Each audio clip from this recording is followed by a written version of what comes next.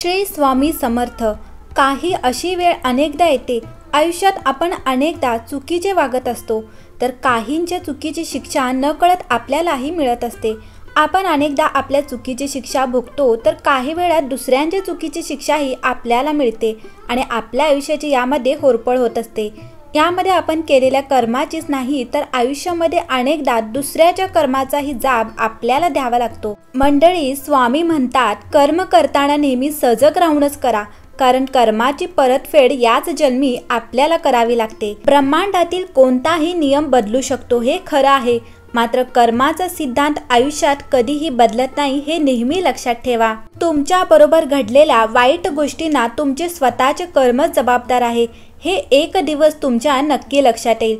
तुम्ही केलेल्या कर्मांची फळं तुम्हाला इथेच भोगावी लागतात आणि हेच त्रिवार सत्य आहे. आपण काय विचार करतो याप्रमाणे आपण माणूस म्हणून जगतो.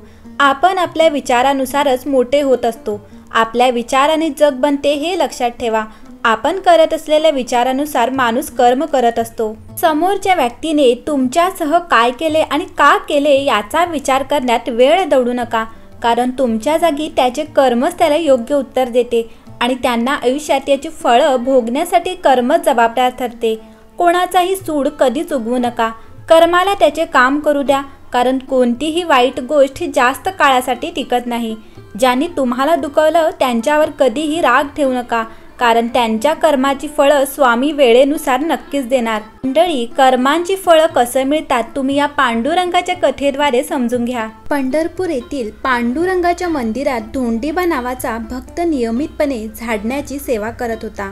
तेव्हा त्याच्या मनात विचार आला की विटेवर उभा राहून रोज हजारो लोकांना दर्शन देत असणाऱ्या पांडुरंगाचे पाय नक्कीच दुखत असतील. एक दिवस त्याने पांडुरंगाला विचारले, देवा, तू आमच्यासाठी सारखे उभा असतोस, तुझे पाय दुखत असतील तेव्हा तू आता विश्रांती घे, मी तुझ्या जागी उभे राहण्याची सेवा करेन. त्यावर पांडुरंग म्हणाले, ठीक आहे, पण तू इथे उभा राहून कोणालाही काही सांगू नकोस, काहीही झाले तरी बोलू नकोस, फक्त हसत उभं राहा. पांडुरंगाचे बोलणे ऐकून धोंडीबाने ते मान्य केले व दुसऱ्या दिवशी सकाळी तो पांडुरंगाच्या जागी उभा राहिला.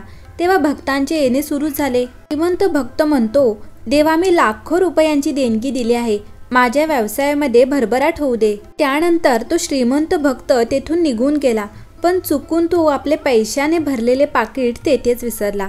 पण देवाने काहीच न करता फक्त उभे राहण्याचे सांगितले असल्याने धोंडीबा त्याचे पाकिट त्याला परत देऊ शकला नाही. त्यामुळे तो फक्त हसत उभं राहिला. पुढे तेथे एक गरीब भक्ताचे येणे झाले. गरीब भक्त म्हणतो, पांडुरंगा, हा 1 रुपया मी तुला अर्पण करतो, माझी ही धनाची सेवा स्वीकार कर, तसेच मला नेहमी तुझ्या चरणाशी ठेव, माझ्याकडून तुझी भरपूर सेवा करून घे. माझी बायको मुले 2 दिवसापासून उपाशी आहेत, घरात अन्नाचा कण नाही, माझा सगळा भार मी तुझ्यावर सोडला आहे, जे काही होईल ते तुझ्या इच्छेप्रमाणे होईल असा मला विश्वास आहे. असे म्हणून तो भक्त आपले डोळे उघडतो तेव्हा त्याला तिथे पैशाने भरलेले पाकिट दिसते.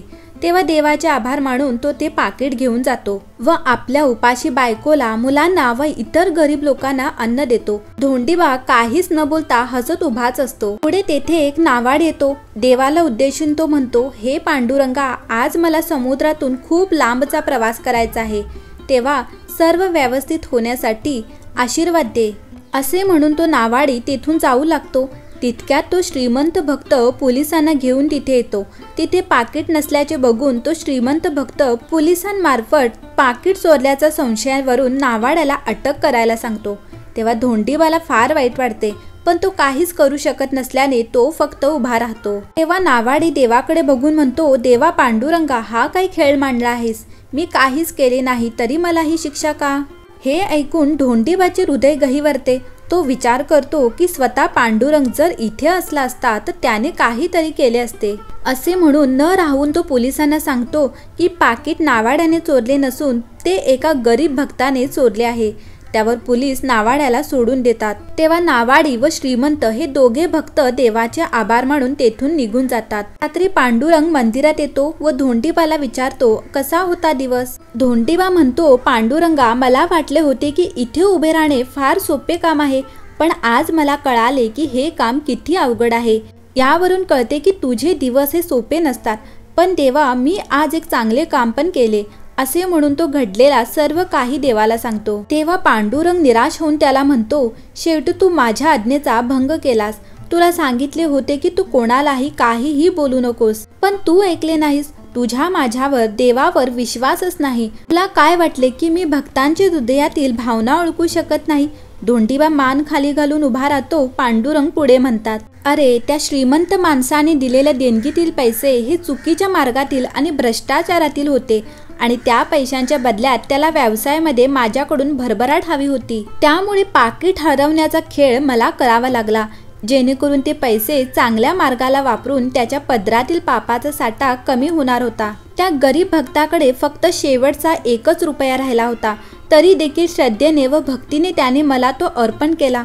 म्हणून पैशाचे पाकिट मी त्याला दिले, कारण तो सर्व पैसे फक्त गरीब लोकांसाठी वापरतो आणि त्याने तसेच केले। त्या नावाड्याने काहीही चुकीचे केले नव्हते, पण तो समुद्रामध्ये लांबच्या प्रवासाला जाणार होता।